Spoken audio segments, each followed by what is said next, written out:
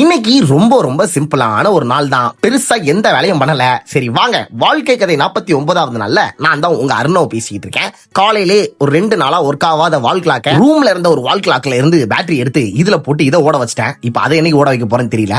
அதுக்கப்புறம் face care காலையில எந்திரிச்சு பண்றதுதான்.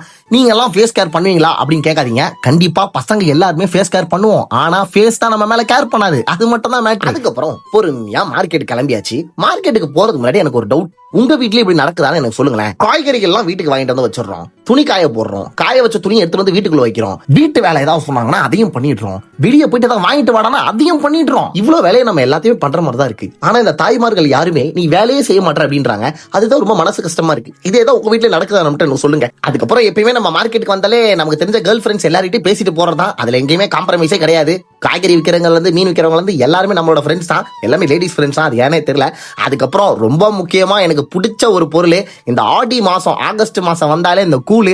இதுல நம்ம இந்த கூச்ச நாச்செல்லாம் பாக்குறதே இல்ல. எத்தனை விடவும் வாங்கி குடிக்கிறது. வாங்கி குடிச்சு சும்மா ஜம்முன்னு வீட்டுக்கு போயிட்டேன். அதுலயும் அந்த கீரையும் அந்த ஒரு கருவாட்டு குழம்பு கொடுப்பாங்கல்ல, அங்கதான் நான் ஹைலைட்டான ஒரு பிளாஸ்டே பண்ணுவேன். அதெல்லாமே கலந்து போட்டு அடிச்சுட்டு வீட்டுக்கு வந்துட்டு ஒரு மட்டன் பிரியாணி அருமையா அதையும் சாப்பிட்டுட்டு, எங்க அம்மா இவ்வளவு அழகா மட்டன் பிரியாணி வைப்பாங்கன்றதே எனக்கு இன்னைக்கு தான் தெரியும்.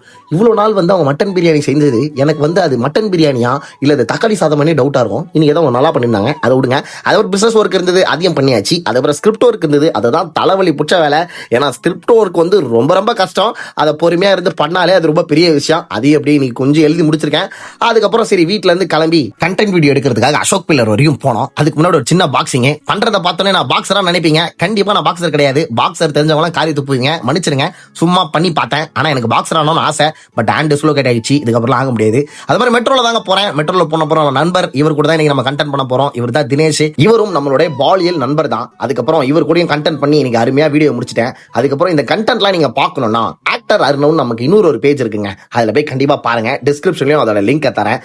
பார்த்து சப்போர்ட் பண்ணுங்க. அதுக்கப்புறம் கண்டென்ட் முடிச்சுட்டு ஸ்ட்ரெயிட்டா மெட்ரோல வந்து எங்க அக்கா வீட்டுக்கு போறேன். எதுக்கு போறேன் அப்படின்னா வண்டி அங்கதான் இருக்கு. நேற்று உடம்பு சரியில்லாதனால வண்டி இங்கே விட்டு போயிட்டேன்.